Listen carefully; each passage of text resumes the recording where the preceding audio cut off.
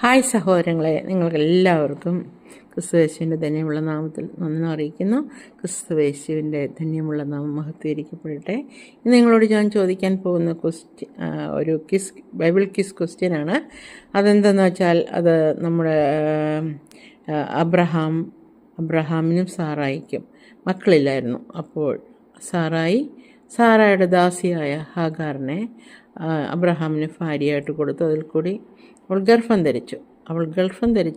അപ്പോൾ മുതൽ സാറായെ അവൾ നിന്ദിച്ചു തുടങ്ങി. അവൾ പറയുന്നത് അനുസരിക്കാതെ തുടങ്ങി. അപ്പോൾ അബ്രഹാമിനോട് ഇത് കാര്യം പറഞ്ഞപ്പോൾ അബ്രഹാം പറഞ്ഞു, നിൻ്റെ ദാസി നിൻ്റെ കയ്യിലിരിക്കുന്നതിൻ്റെ ഇഷ്ടം പോലെ ചെയ്യുക എന്ന് പറഞ്ഞു. അപ്പോൾ സാറ അവളോട് കാഠിന്യമായിട്ട് പെരുമാറാൻ തുടങ്ങി. അപ്പോൾ അവൾ അവിടെ വിട്ട് ഓടി മരുഭൂമിയിലേക്ക് പോയി. അവിടെ ഒരു നീരുറവയുടെ അടുക്കൽ അവൾ ഇരുന്നു. അപ്പോൾ യഹോവയുടെ ദൂതൻ അവൾക്ക് പ്രത്യക്ഷപ്പെട്ടു പറഞ്ഞു, സാറായുടെ ദാസിയായ ഹാഗാറെ, നീ എവിടേക്ക് പോകുന്നു? നീ നിൻ്റെ യജമാനത്തിൻ്റെ അടുക്കിലേക്ക് മടങ്ങിപ്പോവുക, അവൾക്ക് കീഴടങ്ങിയിരിക്കുക എന്ന് പറഞ്ഞു. അപ്പോൾ ഹാഗാർ പറഞ്ഞു, ദൈവമേ, നീ എന്നെ കാണുന്നു എന്ന് പറഞ്ഞ് വിളിച്ചു. അപ്പോൾ അതുകൊണ്ട് ആ നീരുറവയ്ക്ക് അവർ പേരിട്ടു. ആ പേരെന്താണെന്നാണ് ഞാൻ നിങ്ങളോട് ചോദിക്കുന്നത്. അതിൻ്റെ ആൻസർ പറയുക.